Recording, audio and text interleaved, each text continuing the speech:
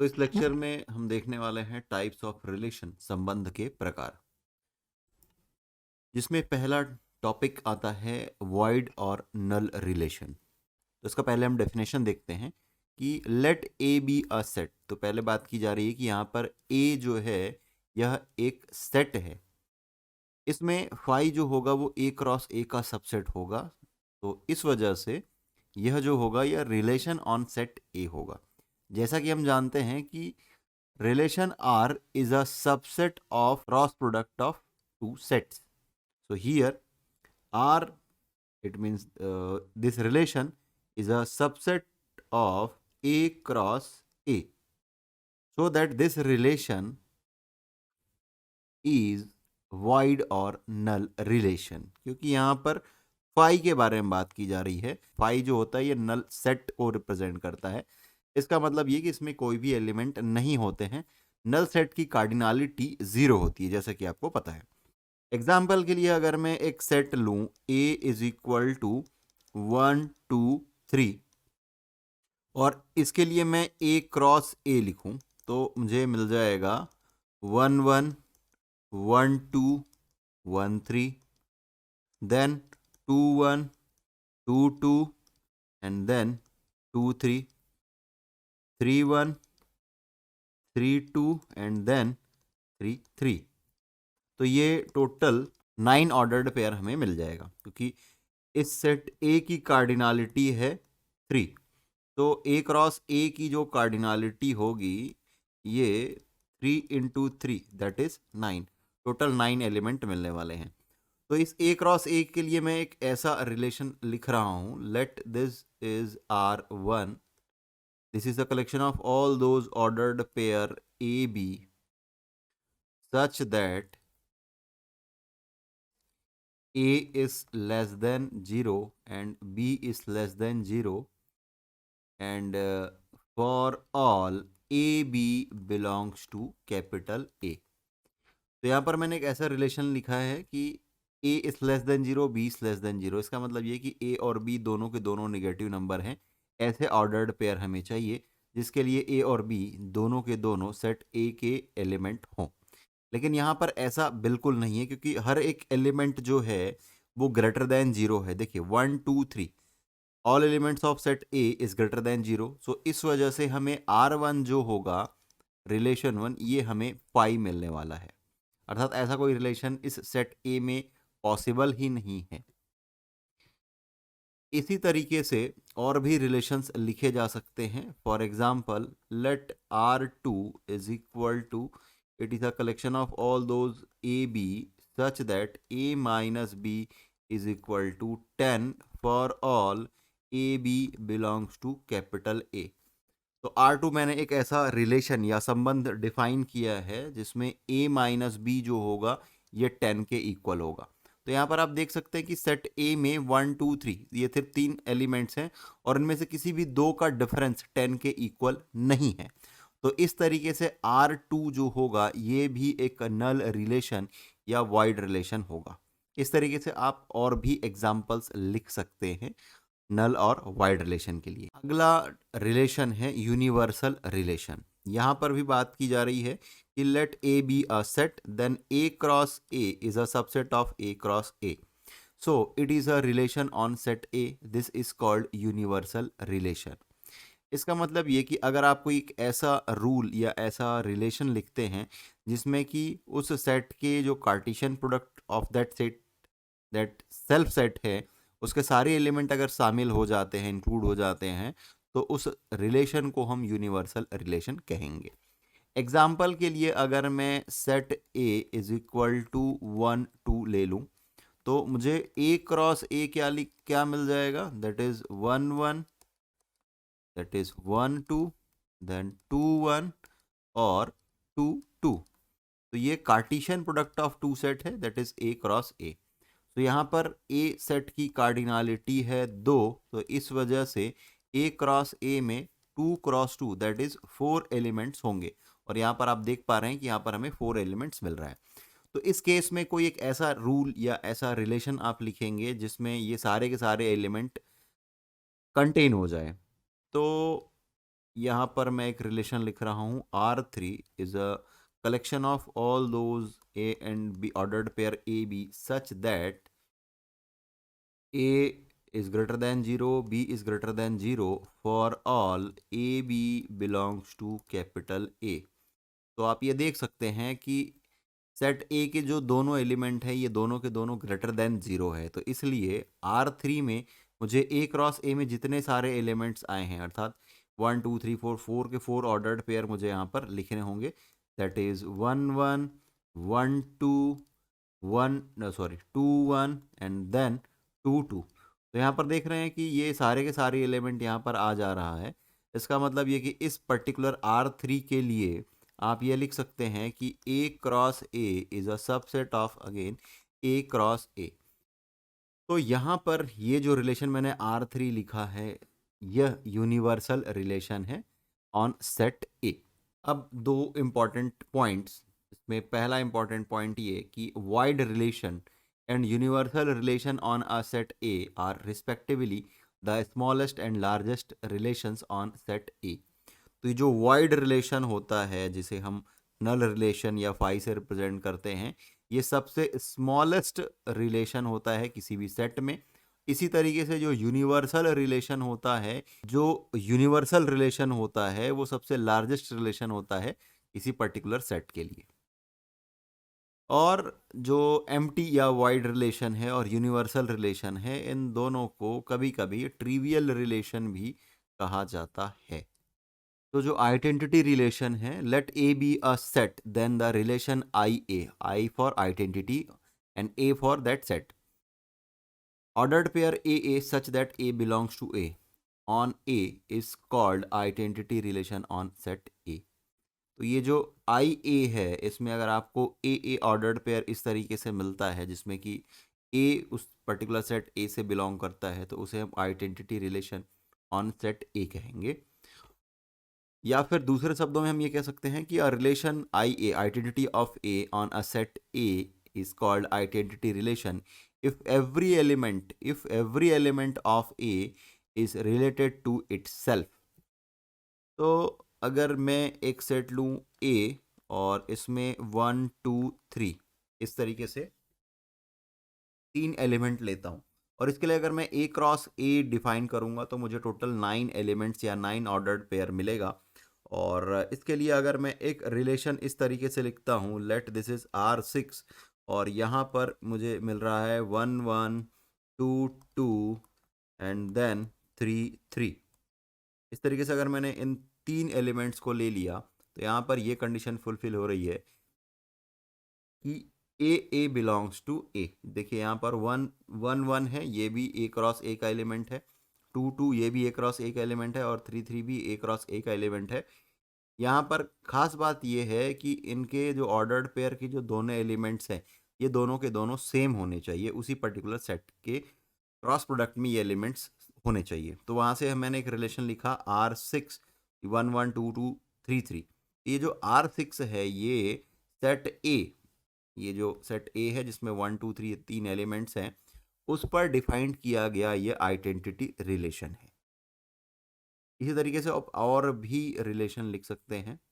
Next है symmetric relation या सममित संबंध। A relation R on a set A is said to be symmetric relation if and only if ordered pair A B belongs to R है। तो ये imply करेगा कि B ए ordered pair है, ये भी आर में बिलोंग करे, जहाँ पर ए बी जो दोनों एलिमेंट हैं वो सेट ए से आ रहे हैं। तो इस टाइप का अगर रिलेशन होगा तो वो सिमेट्रिक रिलेशन का एग्जाम्पल होगा। इसके लिए अगर आप एग्जाम्पल लिखना चाहें तो पैरेलल लाइन है, अगर L1 is parallel to L2 है तो ऑब्वियस सी बात है कि L2 is parallel to L1 होगा। इसी तरीके से परपेंडिकुलर का भी केस हो सकता है कि लाइन 1 अगर परपेंडिकुलर है लाइन 2 के तो इट इज़ ऑब्वियस दैट कि लाइन 2 भी परपेंडिकुलर होगा लाइन 1 के। दूसरा एक एग्जाम्पल लेकर के चलते हैं कि अगर मैं एक सेट ए लेता हूँ जिसमें 1 2 3 और 4 ये 4 एलिमेंट्स हैं, और इसके लिए मैं एक रिलेशन लिख रहा हूँ R7, ये 1 3 1 4 3 1 4 1 एंड 2 2। अब मुझे क्रॉस चेक करना है कि ये सिमेट्रिक रिलेशन है या नहीं। कंडीशन क्या है कि A B belongs to R है, तो B A belongs to B R होना चाहिए। तो 1 3, इसका एलिमेंट्स को अगर स्वैप करेंगे तो 3 1 मिलेगा, तो ये 3 1 भी यहाँ पर एग्जिस्ट करता है। इसी तरीके से ये 1 4 है, तो 4 1 भी यहाँ पर एग्जिस्ट करता है। और 2 2 का अगर आप स्वैप करेंगे तो अगेन आपको इटसेल्फ 2 2 मिल जाएगा। तो इस तरीके से जो हमने R7 लिखा हुआ है ऑन सेट ए, ये एक सिमेट्रिक रिलेशन का एग्जाम्पल है। और एक और सेट लेकर के हम टेस्ट करके देखते हैं। अगर मैं यहाँ पर R8 अगेन ऑन सेट ए में डिफाइन कर रहा हूँ, और ये है 1 1 2 2 देन 3 3 और 1 3। तो देखिए कि 1 1 का जो एक दूसरे एलिमेंट को स्वैप करेंगे तो अगेन 1 1 मिलेगा, 2 2 का 2 2 और 3 3 का 3 3 मिलेगा। लेकिन 1 3 को अगर एलिमेंट्स को स्वैप करेंगे तो 3 1 मिलेगा। Here 3 1 does not belongs to R8, so that R8 is not a example of symmetric relation। R8 जो हमने रिलेशन लिखा है ये सिमेट्रिक रिलेशन का एग्जाम्पल नहीं है। तो इस तरीके से आप दिए गए क्वेश्चन में रिलेशन को चेक कर सकते हैं कि कौन सा सिमेट्रिक रिलेशन है और कौन सा नहीं। नेक्स्ट रिलेशन है ट्रांजिटिव रिलेशन या फिर संक्रामक संबंध। तो यहाँ पर भी बात की जा रही है कि let A be a set, a relation R on a set A is said to be transitive if and only if this condition holds। A be ordered pair है, ये बिलोंग्स टू आर है, और B C एक ordered pair है जो कि belongs to R है। तो ए और सी का ऑर्डर्ड पेयर भी उस रिलेशन में शामिल होना चाहिए जहाँ पर ए बी सी तीनों के तीनों एलिमेंट सेट ए से आ रहा है। तो इस तरीके का अगर कंडीशन फुलफिल होता है तो उसे हम ट्रांजिटिव रिलेशन कहेंगे। फॉर एग्जाम्पल, अगर एक मैं एग्जांपल लूँ कि X Y belongs to R है, जहाँ पर X divides Y for all X Y both belongs to N. Set of natural numbers की बात कर रहे हैं कि सेट ऑफ नेचुरल नंबर से हमने ये दो एक रिलेशन डिफाइन किया है कि ऑर्डर्ड पेयर है एक्स वाई, सच एक्स वाई जो है ये आर उस रिलेशन का एलिमेंट है जहाँ पर एक्स डिवाइड्स वाई। एग्जाम्पल के लिए आप लेना चाहें तो कुछ इस तरीके से चेक कर सकते हैं। 2 4 ये ऑर्डर्ड पेयर है, और लेट दिस इज आर। इसका मतलब ये कि 2 डिवाइड्स 4, ऑब्वियस सी बात है 4 डिवाइडेड बाई 2 करेंगे तो मिल जाएगा 2। और इसी तरीके से अगर मैं 4 8 इस तरीके से लिखता हूँ, 4 8 ordered pair belongs to R, इसका मतलब ये कि 4 डिवाइड्स 8। तो यहाँ पर ये कॉमन सी बात है या फिर ये सेल्फ अंडरस्टूड है कि 2 8 जो ऑर्डर्ड पेयर होगा ये भी आर में बिलोंग करेगा, क्योंकि 2 जो है वो 8 को डिवाइड कर सकता है।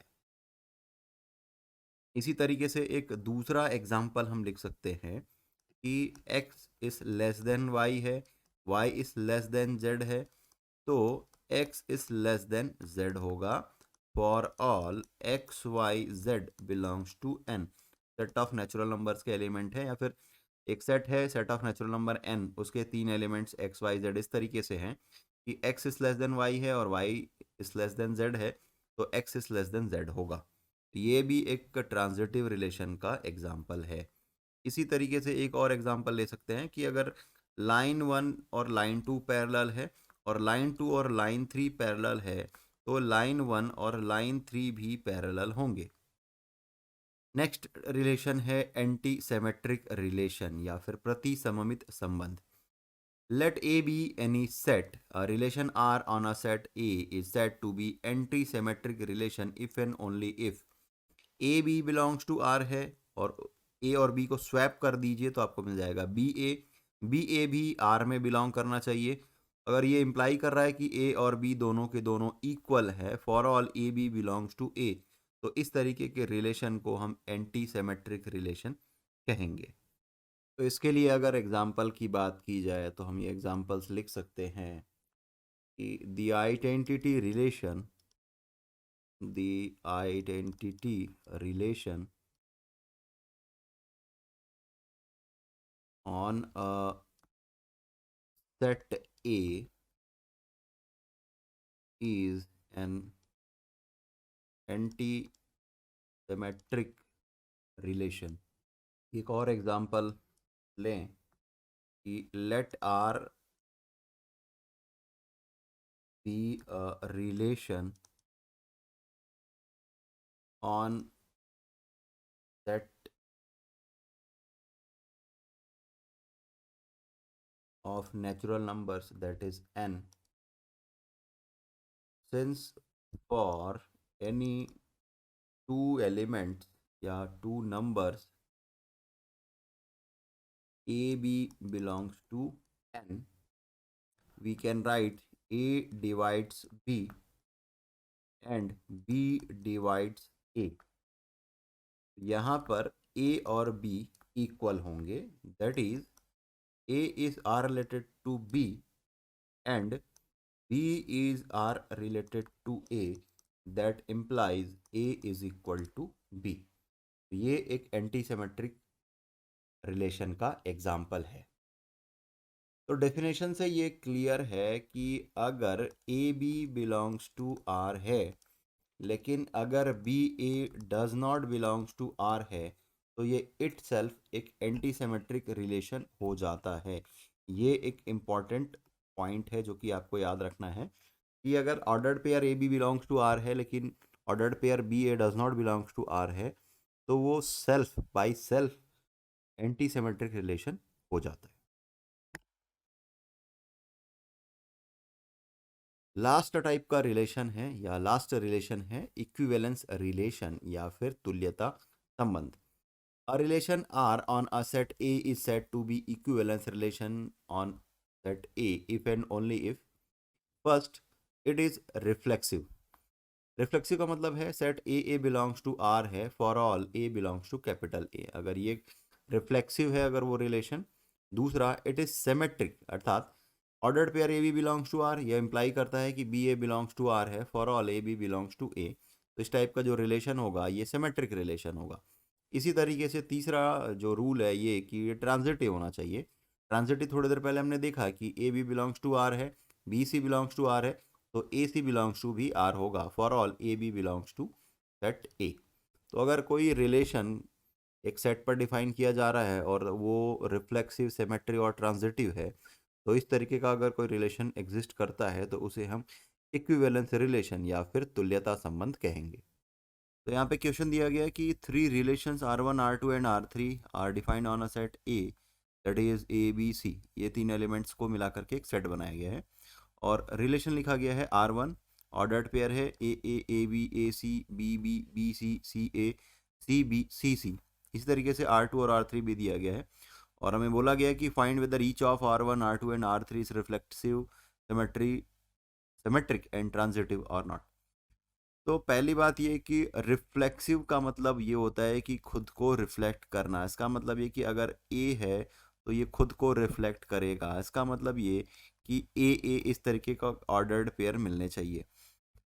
अगर ए बी सी इस तरीके के तीन एलिमेंट हैं एक सेट में तो मुझे ए बी बी और सी सी ये तीन एलिमेंट अगर मिले तो ये रिफ्लेक्सिव हो जाएगा। तो देखिए ये ए यहाँ पर, ये बी बी और ये सी सी, तो इसका मतलब ये कि ये रिलेशन रिफ्लेक्सिव है। दूसरा बात करते हैं सिमेट्रिक की। अगर A B belongs to R है तो B A belongs to R होना चाहिए। ये कंडीशन फुलफिल हो रहा है तो ये सिमेट्रिक रिलेशन होगा। तो ए बी बी और सी सी ये सेल्फ सिमेट्रिक होते हैं। इसी तरीके से अगर ए बी की बात की जाए तो यहाँ पर मुझे बी ए दिखाई नहीं दे रहा है। तो बी ए दिखाई नहीं दे रहा है, इस वजह से ये सिमेट्रिक रिलेशन नहीं है। यहां पर अगर हम बात करें बी सी ये वाला और सी ए, तो इन दोनों में ये जो एलिमेंट है ये कॉमन है तो यहाँ पर हमें बी ए मिलना चाहिए। लेकिन चूंकि यहाँ पर R1 इसमें B A does not belongs to R1 है, इस वजह से ये ट्रांजिटिव नहीं है। अब बात करते हैं R2 की। तो R2 में ए बी बी और सी सी इस तरीके से नहीं है, तो इस वजह से ये रिफ्लेक्सिव नहीं है। अब बात करते हैं सिमेट्रिक की, तो ए बी है, बी ए है, सी ए सी है और सी ए है, तो ये सिमेट्रिक है। ट्रांजिटिव की बात करते हैं, ए बी बी ए है, यहाँ पर ए ए नहीं है। इसी तरीके से इससे भी ए ए मिल रहा है, ए ए एग्जिस्ट नहीं कर रहा है, इस वजह से ये ट्रांजिटिव रिलेशन नहीं है। R3 में देखिए ए ए बी बी और सी सी ये तीन एलिमेंट्स नहीं है, तो इस वजह से ये रिफ्लेक्सिव तो नहीं है। सिमेट्रिक की बात करते हैं, ए बी, लेकिन यहाँ पर बी ए तो नहीं है, इस वजह से ये सिमेट्रिक रिलेशन नहीं है। अब बात करते हैं ट्रांजिटिव की, ए बी बी सी है तो ए सी होना चाहिए, यहाँ पर again A C does not belongs to R3 है, तो इस वजह से ये ट्रांजिटिव रिलेशन भी नहीं है।